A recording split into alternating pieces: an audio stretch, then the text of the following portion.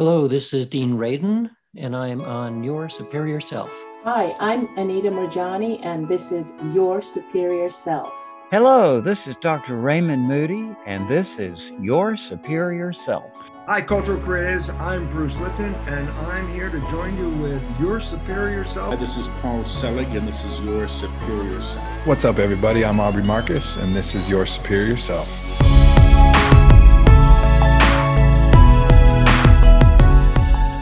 Michael J. Rhodes, thank you for taking the time to come on a second time on Your Superior Self. How are you, my friend? My pleasure, and I'm very, very well. I'm always well. It's the best way to be.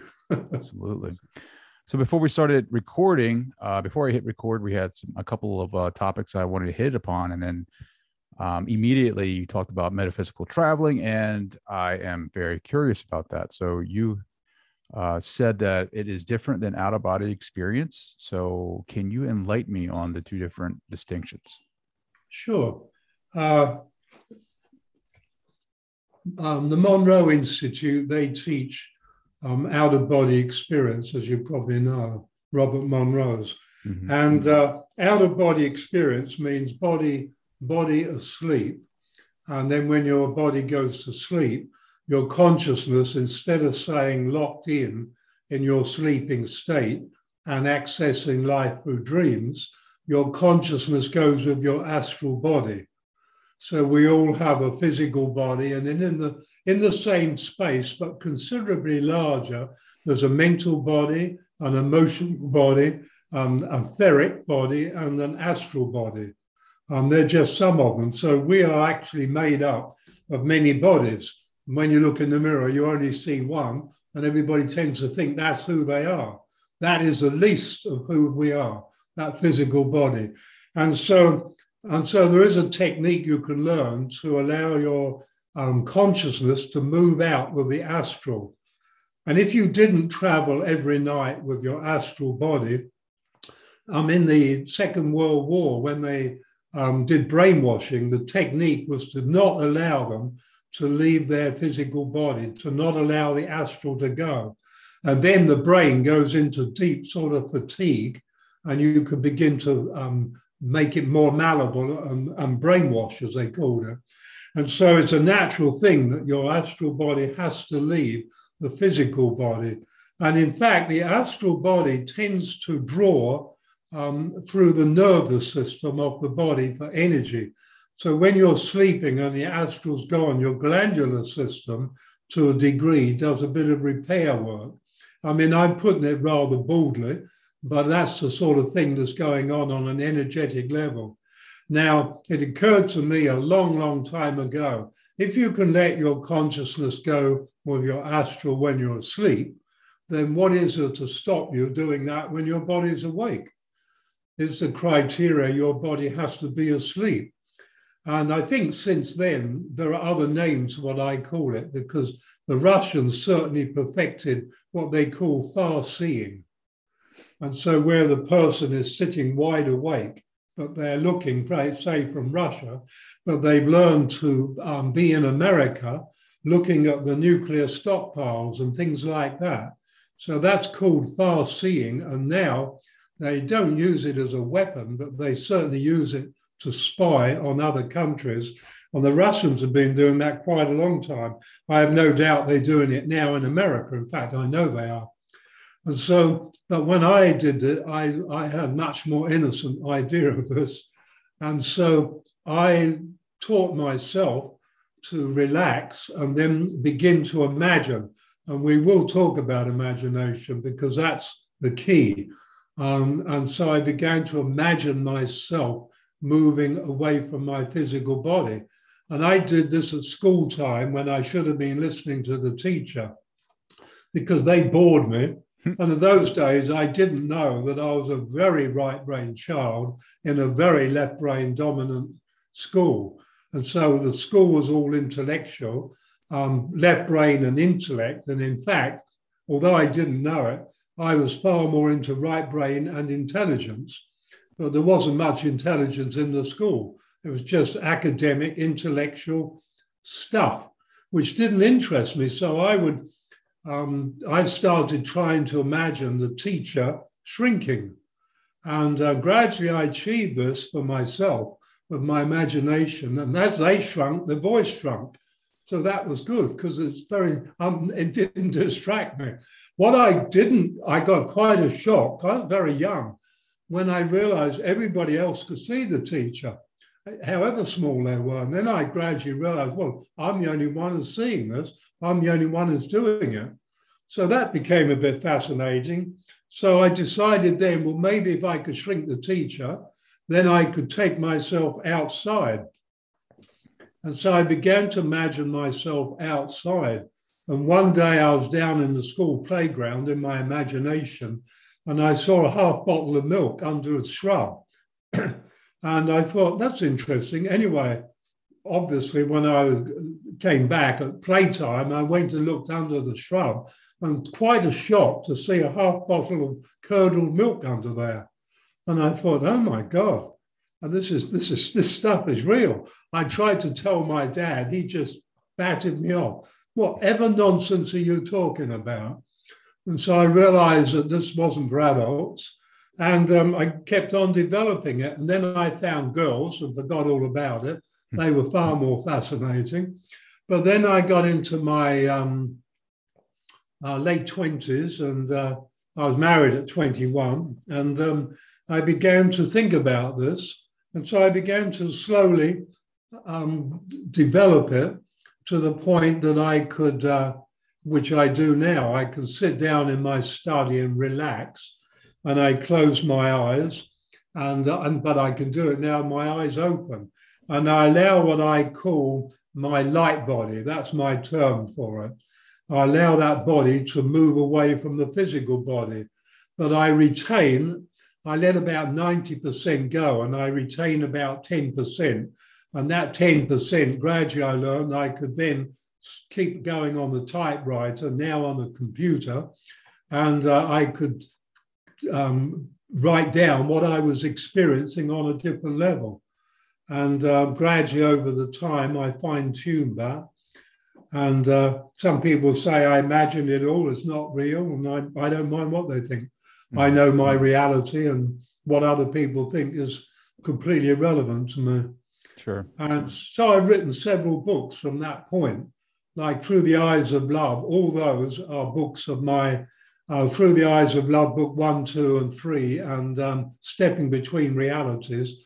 They are all books which are basically describing my metaphysical travels. Mm-hmm. So the imagination part, I know it takes some awareness, right? Like when I imagine myself on a beach, or I imagine myself wherever, I tend to I can get in that moment and imagine myself at the beach, and I can hear the waves, I can feel the sand, I can smell the salt air. But then it's then maybe 2 or 3 seconds go by, and then my mind is kind of spotty. It goes somewhere else, and then I have to pull myself back to that beach. And it's my imagination.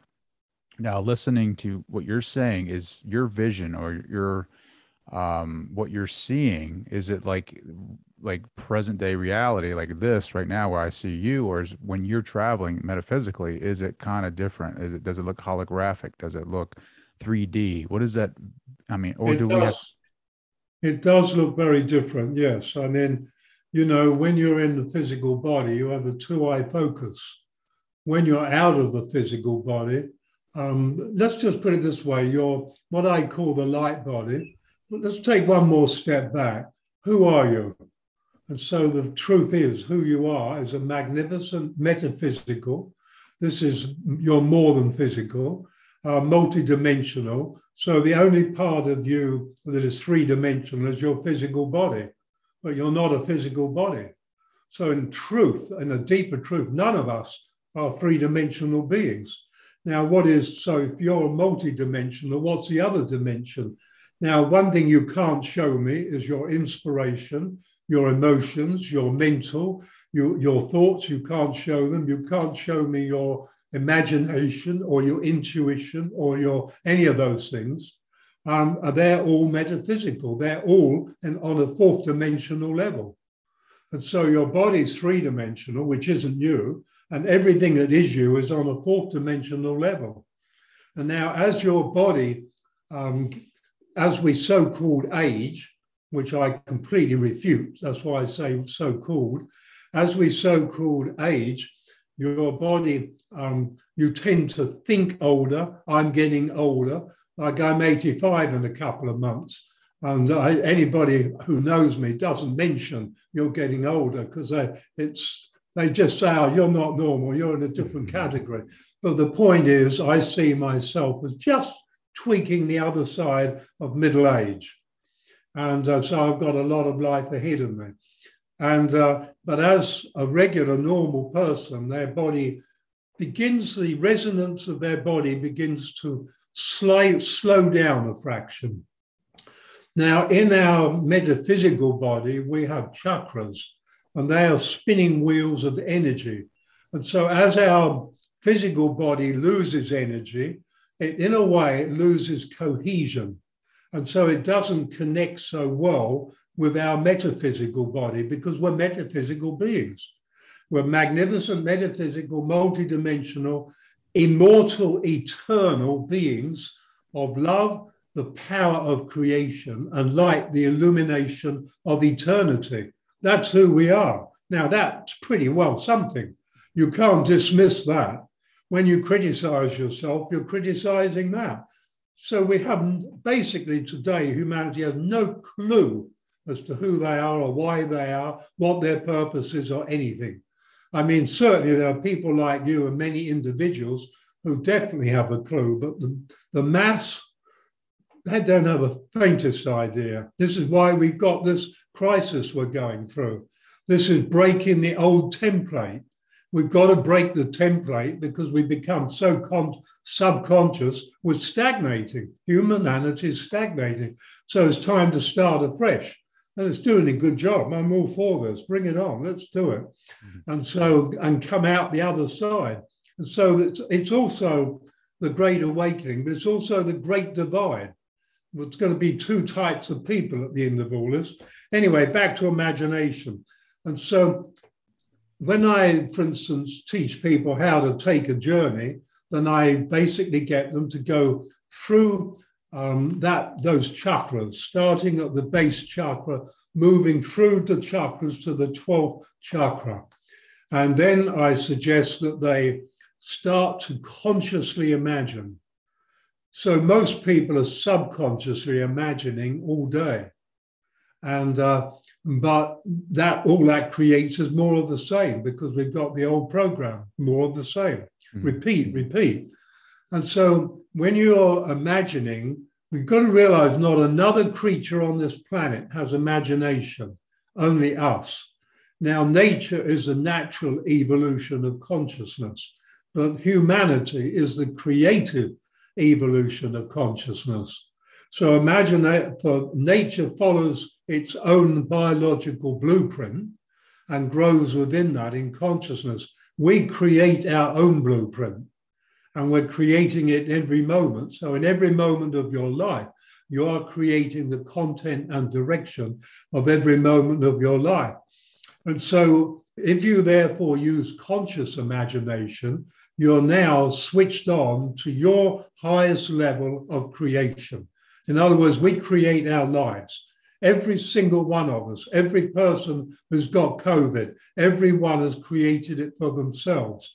You only have to fear it and you're like a magnet, you're pulling it in. You're lowering your consciousness down to be a perfect fit with COVID. Whereas if you just dismiss it, knowing, not hoping, but knowing that you have a resonance beyond COVID and there's nothing to fear, then you're completely immune to it because you don't resonate on the same level. It can't get you. It's never on that level. And so with imagination, you consciously create what you want. So when I travel, I consciously imagine this light being, this metaphysical body, leaving my physical body. So when I'm out there, I now have a sense of perception that is incredible compared to when you're in the body. Your body closes it down. You've got to remember, well, the many bodies we have, the slowest by far is the physical body. It's really quite dense. It really is quite dense. And when you're in your metaphysical body, you are probably operating on a level that is about 500% greater than the physical body can operate. It's not just a blob of light. It is your physical, everything that's in your physical body is in that metaphysical body on a higher frequency, completely a higher frequency. So your eyesight is 360 degrees. But with the body, you've got to look out forwards. When you're out of the body, you can look at any angle. You can pull in distance and pull it right up to you. You're in a completely different world. You're in where we belong, a greater reality. And in a greater reality, time and space, linear time doesn't exist. And space as we know it is something completely different. It doesn't work that way. The moon's really not very far away. A hop, step and a jump and you're there. But we need a bit more than that physically. And so it's a completely different reality. I have lately been trying, and it really challenged me I've got a hectare here, 2.4 acres. Now I can go to other places and to many levels, and that's easy. But here I'm so familiar with it. Physically, I've almost got an emotional link with the whole place because the whole lot is a garden. I've turned the forest into a forest and it's all garden, and which I look after. And so I've got an emotional link with it. And I wanted to see, okay, if this garden is 1% of what is here, this is what quantum physics tells us, could I have a look at some of the other 99%? And I couldn't do it. I just could not find my way to doing it. Mm-hmm. And I said to Pan, how do I do this? And Pan said, well, the secret's in your heart. And I said, well, tell me. And he said, well, it wouldn't be a secret, would it? And he said, when you find that, you've got to find the secret to the secret. And I said, well, that's it. Yep, that's it. So for 6 months, I couldn't get anywhere. And then that takes me into another story. We can look at that if you like. But anyway, I found the way. And the very first time I tried it, I overcompensated and I made a big leap. Instead of stepping between, I leapt. And I cleared several realities and landed in my own garden. I found it's part of the city on another frequency, a much higher frequency. But in this city, which was beautiful, sentient city, the city was completely aware of me and very quickly communicated with me. There was nobody there. Couldn't find anybody. I thought, this is bizarre. How can you have a city? My garden was only a part of it. It wasn't huge like New York or anything, but a very nice garden city. Anyway, the pavement took me, carried me along like a superside, people movers in the airport. Mm-hmm. It did it better, but it was that sort of thing. And it took me into a building. And as I went into the building, there was a tremendous light shining down. And suddenly there were people there everywhere. And then they told me I was out of phase. And I said, yeah, I couldn't see anybody. They could see me, but they couldn't understand what I was not seeing. And so once I was in phase, they quickly twigged it. So there are people like us, a long way ahead of us. But even they said, what I've done, even by their standards, was pretty good.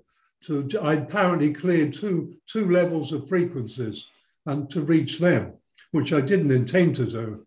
But they said that none of them have achieved that, to go 2 levels higher than they are to a higher level. And so you realize you get all these levels of frequency. Everyone is populated with people. And we think we're it. And we think we're the only ones. Well, we're just the tip of the iceberg. And so I just find that when I'm doing this sort of stuff, I learn because I have such bizarre experiences that you can't normally have them. But one of the things I've realized is if you stay in your physical body all your life, I think people probably live maybe 15% of their potential.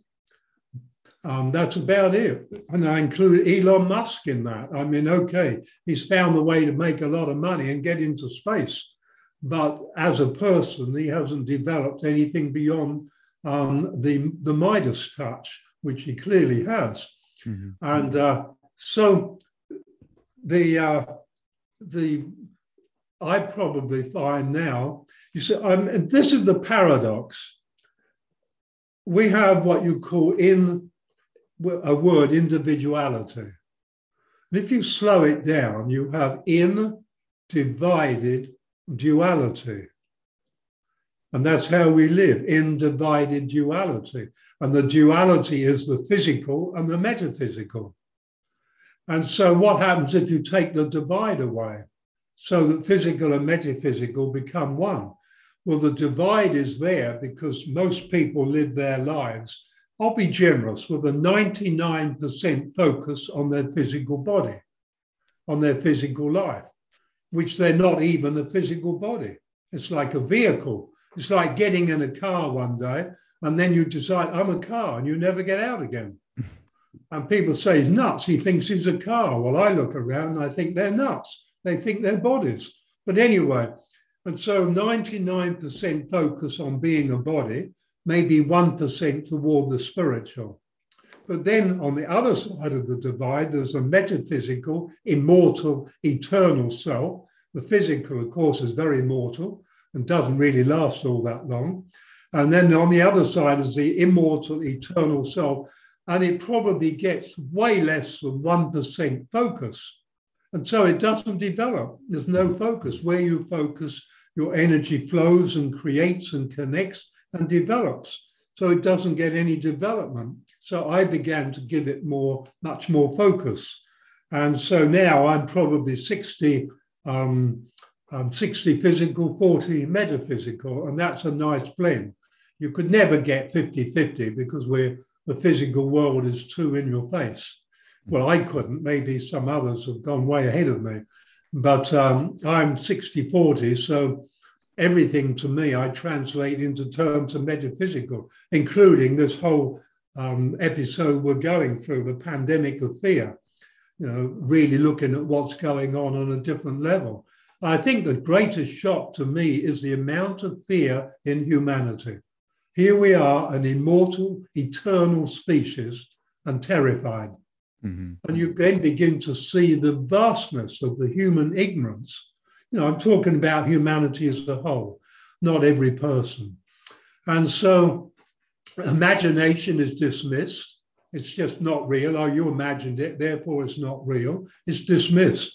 Probably the greatest creative power available to us on this planet, and it's dismissed. And yet, sports psychologists know of it.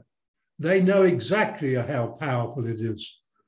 And they teach, like a golfer, if he does 70% physical practice and 30% imagination, where every shot is perfect, he won't be as good a player who can do 70% in his imagination and getting it perfect every time, and only 30% to put it into reality. Mm-hmm. Because that takes far, far more concentration, far more focus to do it in your imagination. And, when I was a boy, the newspapers had long columns. Now they're like this long. You mustn't take too much because we'll lose their concentration. Right. I happen to know that television caters for the concentration of a 12-year-old. Mm-hmm. Yeah, and, when we talk of dumbing down, oh my God, America's good at it. Japan, you should watch their daytime TV. You'd think you're on another planet. It's so stupid. And ours is no better. Sure. Like I don't watch TV anymore, really. I mean, I'll watch, like, I don't know. We were expecting a winter storm here this weekend. I'll watch the weather, but that's about it. But I mean, again, it's like, it seems like they're just trying to drive fear into people, with the weather and the snow and the, everything. So going back to your points of imagination and like the golfer, the sports psychologist idea, I think that that there's so many different studies about visualization. I mean, you can visualize yourself doing push-ups and you'll physically start developing muscles. The placebo effect, you take sugar pills and you imagine it, you think you're taking Tylenol and your headache will cure itself, right? Like there have been studies where cancer patients, there was a study where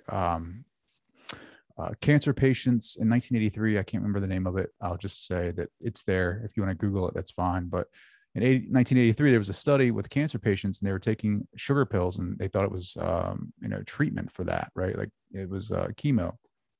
And like half of the patients were losing their hair and it was not chemo at all. So, I mean, the power of thought, the power of imagination is 100%, there is evidence of that. I guess. Yeah. And everybody knows it, and yet they still don't get it right. Sure, like you said, we're fear-based, right? Like we are we're fearful of death, and we're fearful to actually live our lives. Yes, exactly right. We're fearful of life, and fear is we have to create it to have it. I mean, God didn't make it and say, okay, everybody's got 100% of fear. Your life is to get rid of it. It's like we have to create it to have it, and. I don't create it anymore. It doesn't mean I never get the opportunity. I choose love instead. But most people, the subconscious program doesn't give them a choice because the strongest element in the subconscious program, and when you consider Bruce Lipton says that 94% of humanity is subconscious, probably most of the time, and then the biggest element of that is fear. Now you see the evidence of that. Mm-hmm. Yeah, fear, like not having enough, not doing enough, not fear of death. Ultimately, that's what that's what fear is derived from, fear of death. I mean, why do people? I mean, I think you even discussed this in one of your books. Like when you were milking the cows, you were kind of asking yourself, "Why am I doing this?" And you ultimately had the answer of fear, because fear was driving you to do these things. Yeah, exactly right. And that's when I decided I'm going to stop. Well, and then there's the unknown, right? Like the fear of the unknown, of what I will do. That's the greatest. That's the greatest. Death is the unknown. And so fear of the unknown. I mean, a lot of people are fine by day and it gets dark and they don't go out. Sure. And a lot of people walk around the streets all lit up. But if you pointed across through the woods, as soon as oh God, no, there might be somebody in there waiting for me. I mean, if you're walking through, shall we say, Berlin, in one of the areas that are not advised to not walk at night, 2 o'clock in the morning, and you hear footsteps behind you, does anybody think, oh God, that's my guardian angel wearing combat boots? No, they don't think that. They immediately think there's somebody there to do them harm, because most people use imagination to the negative. And most people are talking to themselves 200 to 300 words a minute all day and every day, same conversation, and it's all to do with our inadequacy, can't do this, fear, not good enough, criticizing, judging. Something like 80% of it. It's incredible, and we still do it. Mm-hmm. Well, I mean, all right, so we are programmed, we are indoctrinated, from our, from a child up to adulthood, and we get into, this materialistic lifestyle where we have to have more, we have to do more, we have to have these jobs, and sometimes we take jobs just for the money so we can afford more things, and then we end up not happy in those jobs, and then it's like, all right, you start, I think the evolution of consciousness is, creating curiosity for itself, asking questions like, what is the meaning of life? Why are we here? What am I truly? And you start asking yourself these questions. You start researching different types of books, or you might get brave enough to pick up something that questions your beliefs, and you start stumbling upon like breadcrumbs from the larger consciousness system, and you start looking at your life and you're like, there's more to this, right? You start doing experiments with your meditations, and you start being able to manifest things in your reality that you never thought. You start realizing your reality is not what you thought. And now you're stuck, right? Like you're in this job, you want to quit, but then again, it's like, do you really want to quit? Will that make your life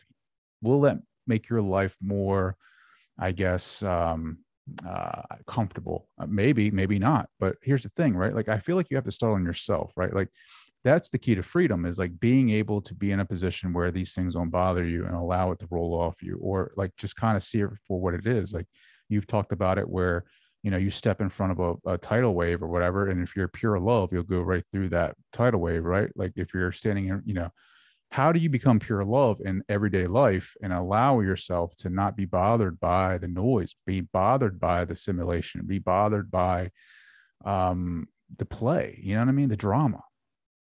That's a journey. It's a journey.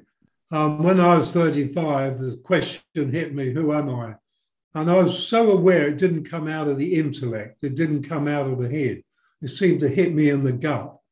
And it changed my life because I wanted to know. It was 15 years later before I got to a place of spiritual enlightenment. And so it's a journey, but it's a journey it's a journey for the rest of your life. There's no place where I'm there.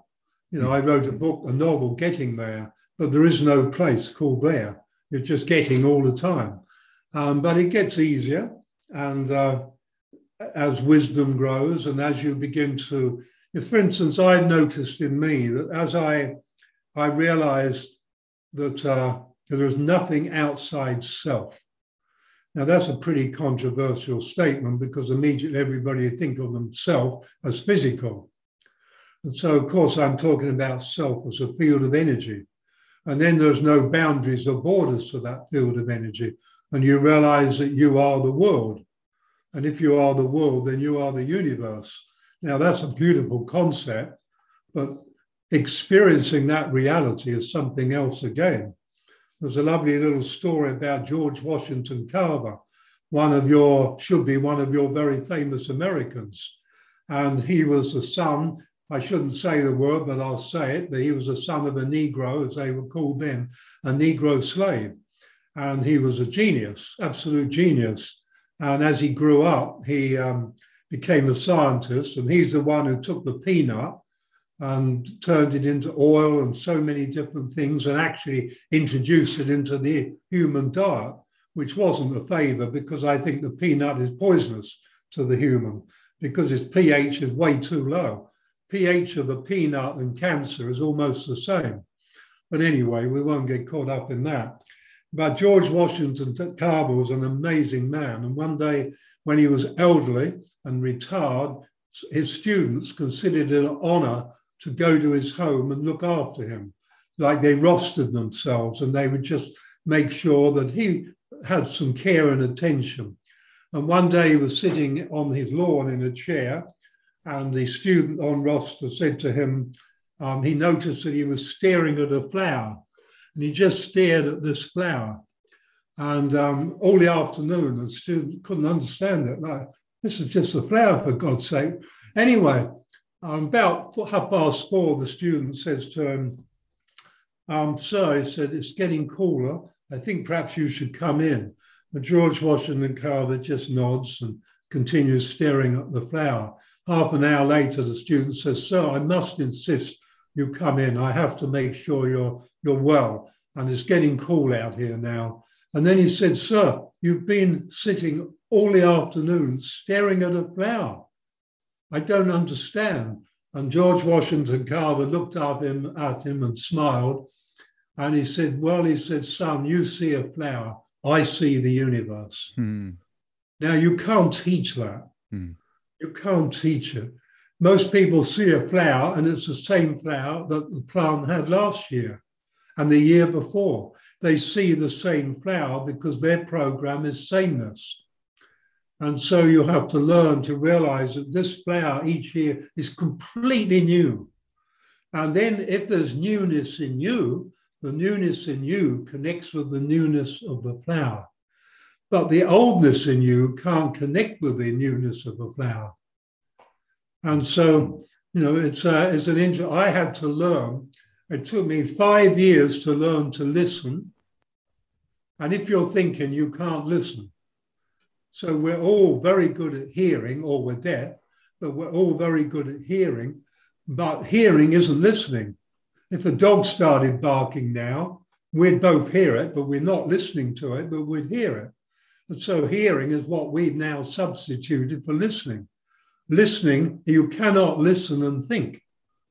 But you can hear and think, but you can't listen and think, because listening means you're in the moment with the sound or the voice or the music. Whereas if you start to think, you're immediately in the past or the future, because you can only think your way out of the moment. You can't think your way into the moment. So that's something to think about when you're not thinking. And so people don't do that. I've spent 5 years learning to do that. Not all day, every day, but 10 minutes one day, an hour another day, an hour and a half another day, just over a 5-year period. Then I had to learn to see, because we don't see. We see through second-hand eyes. We see through the eyes of our beliefs, the eyes of our education, the eyes of our knowledge. We see through yesterday's eyes, last week's eyes, last year's eyes. We see through everything, but nature sees through the eyes of immediacy, the eyes of the moment. We don't know how to do that. A child sits on the lawn, everything's incredible, new. You know, it's about 18 months old, doesn't know the name of anything. Everything is mystery. That's grass, Johnny, green grass. Okay, we just took away a bit and we put the first brick in the wall, which he'll then do for himself for the rest of his life, probably. And so we take away the mystery. That doesn't make us wrong, but the child really is never going to find that place that it had. You know, a 3-year-old walks into a forest and it's in the moment and it's surrounded by mystery. A 30-year-old walked in the forest, knows the names of the trees, the birds, pretty much knows it all, ho-hum. They're looking through the eyes of the intellect. Oh, yes, that's a Moreton Bay fig over there. Very nice. They live to be about 150, 200, and away they go. And they're not in the forest at all. They're in their thoughts, in their knowledge, in their library, in the head. And so when you then apply that to life, as George Washington Carver did, then you realize that this metaphysical being we are, we don't spend any time in our vastness. We spend all the time in our illusion. We belong metaphysically in a greater reality, but we spend all the time in the illusion that we create in the mind. And then we even believe we each have our own mind. I don't know where we keep that, whether it's in our head or in our toes. I'm not sure where politicians have it. I'm not sure they ever really connected. But there's only one universal mind, and we all use it. And that that universal mind is seriously contaminated. Now it gets interesting. If you go in on the resonance of the human thinking, you go straight into that contamination. But if your resonance, if your frequency is much higher, then you go into mind on a higher frequency and you find a higher frequency of mind. So now I don't do science, and so I don't find any of this through science. I find it through metaphysics and meta-science, but I do all that my way. Well, when you're doing that metaphysically, are you receiving information? Like when I am meditating and when I am using my imagination, like I will get to this point where, like Tom Campbell calls it 0-point consciousness, where I am, and I use hemisync or, binaural beats to help me get to this state, where I'm floating in the void and I can use my imagination and I start, having interactions with, it could be beings or it can be loved ones, past loved ones, whatever. And I can receive where I am having a conversation and then some information comes to me that I don't necessarily know about, right? Like things that I have to fact check. Are you getting the same type of information from different types of beings when you travel metaphysically? Oh, yeah. I mean, it's all telepathic when you're in the metaphysical body, because you don't really have a voice. Your physical lungs and larynx are not with you. And so it's all telepathic. And I mean, really, once you can communicate you can communicate with everything. Everything is energy. Everything is energy. There's nothing that isn't. And all energy is information. You can't have energy without information. It is information. So information is energy. Energy is information. And that information, energy is communicating the whole time, but nobody listens. Now, for instance, if there's a tsunami coming, everything in nature knows, and all the animals move out the area and the birds fly away. It's just us humans, which are the clever ones, and don't have a clue until they see it up in the air over the top of their heads. And so we're not listening. We just don't listen. But if we were to listen, the energy of the tsunami would be communicating very powerfully. But nobody's listening. Everybody's talking to themselves in their head. And so we've sort of dropped out of life. We're like an illusion playing along, not going anywhere. In fact, I could definitely say over the last few thousand years, the evolution of the human consciousness has slowed right down en masse. Not talking about individuals. There are millions who are evolving beautifully, but en masse, it's come to a stagnation. We've hit stagnation point. And it's interesting because everybody wants to be comfortable, and comfort is the path to stagnation. Discomfort is a path towards growth, in fact. And so the third world that we look down on are very uncomfortable. And you will probably find more spiritual growth there than in the Western world, where we then try to grow spiritually with our intellect. And there is no intellectual path. Yeah. I mean, their quality of life is a lot better, right? Like they live in this communal type of lifestyle where they're taking care of one another. And, I just feel like we've got, like, like this nuclear family types of houses, right? Like we've separated ourselves. We went from the community. Now we're separating ourselves from that. Now we're separating ourselves from our family, and now we're separating ourselves from each other. And it's like, I don't know. I think and now in this time, the great divide is there is an apartness taking place, and those who are locked in the old will do this cycle, a similar cycle again, and those who are moving toward the new will move into where they move away from that old thought pattern. They'll disengage from it and move into the new. I was reading recently about some natives in I think it's South American village, and a child is born, and every lactating mother, they just pick up the child and feed it, and the child wanders around. It's in this little village, it had about 30 mothers, and every person just picks it up and cuddles it, and it's just loved. It's just loved. And I thought, my God, what happened to us? Like a village was supposed to once. The idea of a village was that we could do that. Now villages, they just compete with each other, and you don't talk to your neighbor. Sure. It's like we've lost the plot, but where we lost it, we lost ourselves. We lost touch with who we are. And all we do, we have the same thoughts we've had for probably 1,000, 10,000 incarnations, different language, different words, different lots of things, but the same emotional trauma, the same crisis, the same stress, the same worry, different words, but it's all the same energy. And we're not doing well with it. And so to me, COVID has shown me, my God, we're sick. What a sick humanity we are.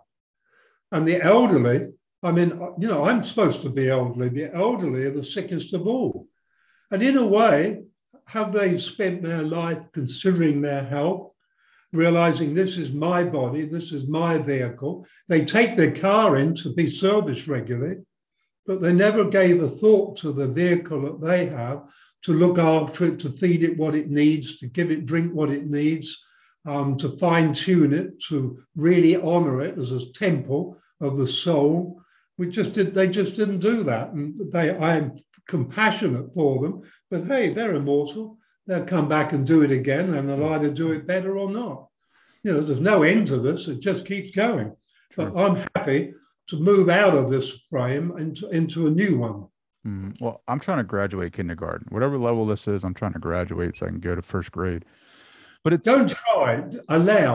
Allow myself to graduate. Well, I mean, with evolution comes that expansion, it's expansion of awareness, expansion of curiosity, expansion of finding oneself. I mean, But Trey, you have already started. It's like You've primed the engine and you point it in a direction. Just trust it now. Don't try. Let go of try and just allow it to happen, because it's not going to slow down and stop. Mm-hmm. And when you allow, it comes into you in a much more organic way. When you try, you get an idea, okay, this will work for me. And somewhere along the line, you're on an intellectual path, and the mind says, okay, another one playing my game of try. And with your name of Trey, you don't need to try, Trey. You can just you can just allow. And that's what I'm finding. That's what I'm finding out, right? Like it's the intellectual part of myself, the white knuckle it kind of thing, right? Like but the more I'm letting go of the rope, as you say, right? Like just opening myself up, allowing experiences and collecting my own data, and experiencing the larger consciousness, experiencing my consciousness, and allowing transformation. It'll happen.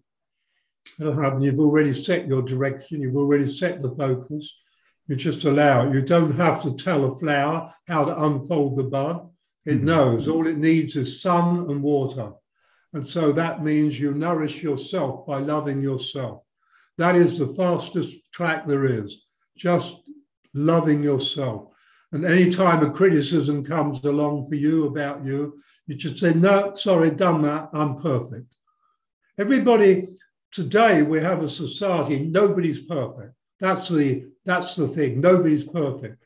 That means everybody's wrong, because I start from the premise, if we're creations of supreme creation, a divine creation, a God, whatever you like to call it, if it created in its own image, which it did, then it would be the image of perfection. And so I would suggest you start with the idea, I'm already perfect. All I've got to do now is allow my perfection to express. And because I'm perfect, I will thank myself each day for my delightful perfection. I will enjoy my company every day. I'll fill myself with thoughts of appreciation and feelings of appreciation for me. I don't know what city you live in, but every time I walk outside, I'll say, wow, this city is so blessed because I'm here. Gradually go from laughing at the thought to realizing, hey, it's true. And we're blessed that everybody's here. And all they've got to do is realize that they are God. They are, if they're a part of God, they're the whole of God in the part. If everybody did that, we would lift into another dimension. We'd go straight into the sixth dimension. What's that like? It's a lot nicer than this. I mean, this is great, but you have to, this is a pretty heavy resonance. It's a pretty heavy resonance. And right now, to me, there's a battle going on because all this chaos is actually love-driven. It's not fear-driven. And so there's a battle between the cabal creating fear through all the media outlets to push down the love, and love will not be denied because it's the greatest power there is. And the love is creating more and more chaos to give everybody a chance to go to their own place in consciousness. And so we all move on. Some of us will inherit the earth, some of us won't, but it doesn't matter. Nobody dies. Nobody dies. I mean, somebody said to me, you either have the vaccination or euthanasia. I say, give me the euthanasia. I'm moving on. That's fine. Because I'll do it on my terms, not with a body shot full of toxins, which actually affect us metaphysically. But that's another story, and I doubt you want to go there. Well, I think this self-love topic is something that is resonating with me, especially lately, just because we get so busy with things, with life and it's a lovely topic. Self-love. Yeah. Self-love, right? Like we, to do what you just said, right? To love ourselves and to know that we are perfect, and to know that we are part of that the original piece of consciousness, right? Like that original piece we are a part of. but we don't cut ourselves enough slack. We don't, we typically are our worst enemies, and it shows in our self-talk. It shows in our, just look at the pharmaceutical companies, right? Like how much, billions and billions of dollars they make just with supplying people with prescriptions for feeling better about themselves.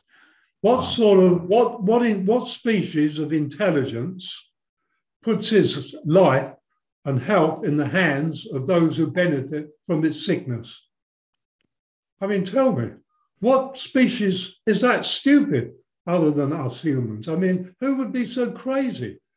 For our health, our good health, we put ourselves in the hands of those who profit from our sickness. I mean, I rest my case. It's just, there is you see, to have intelligence, you've got to be conscious. Intelligence doesn't stand alone. It's conscious intelligence, subconscious intellect. And intelligence belongs in the moment. Intellect you can think about, but only intelligence belongs in the moment. Nobody's ever in the moment. So there's not much of it being used. Sure. Well, I mean, again, right? Like we are just so quick to get rid of our own experience of, whatever that subjective experience is. Like we want to look at everyone else's viewpoint on any type of different subject and say, all right, well, they're right. Like even with imagination, it's like I've had this great travel today, or I had this great meditation because I went to the beach and I relaxed and I was there. And then somebody comes up to you and says, no, you weren't there. That was your imagination. But you take his word for it because, oh, well, I'm dumb, or I don't know what I'm talking about. He must be right. Like every decision that we make through life is subjective a lot of the time, unless you're taking an exam at school. Then obviously you're studying and you have to use objective mindset to pass that test. But I mean, everything from your family to your emotional needs to whatever, your well-being is very subjective. And so I think it's time for us to take our meditations more seriously, our intuition more seriously, stop writing it off as, not real, because when you go to sleep at night, you start dreaming and this body falls away and you think that you're there and you feel like you don't even think about the body really. You're just in that dream. You're in that moment. That's just another part of you, and another piece of awareness, consciousness, right? And then you wake up and you're like, oh man, that wasn't real. This is real. So it's just enjoy your subjective experience. And that's what I am doing. I am just really taking a hard look at my subjective experience and not judging it, but just enjoying it. And I'm allowing it. Like we just talked about, I'm allowing the larger consciousness to help me. You've got to remember that school and Western religion is all a design to separate a person from their greatness. I mean, your spirituality is your connection with the divine. So the church took all that away. You have to have an intermediary. And all the churches, they took that away. They talk to God. You're not allowed to do that. And in fact, if you're talking with yourself, you're talking with God, but it depends on your consciousness. You could be talking with your own madness, and that's happening a lot. But imagination is our conscious intelligence, imagination. We have all the tools, and we've been trained away from them. I mean, the whole education system, why are we left brain dominant? Do you think that's an accident? Of course it's not an accident. It was absolutely orchestrated. I mean, we're naturally whole brain. That means you can move your left brain, right brain, you can use them, interact backwards and forwards with them and come from a holistic viewpoint.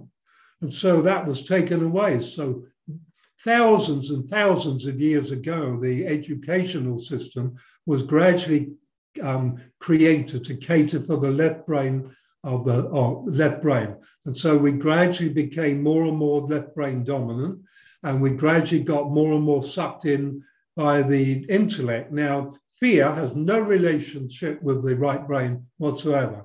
So the left brain has no relationship with love.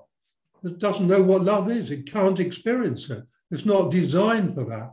So the left brain is about fear, revenge, survival, anger, and hurt. It's good at that, and it's good with all the intellect, and we need it. It's brilliant at all that. But that is where the media are now. So in other words, if you're left brain dominant, you can be controlled. You can be controlled. You can be frightened. You can be herded. And when we say control, it's like this is why the cabal came up with sheeple. They've only got to put the dogs round them and they can move them wherever they want.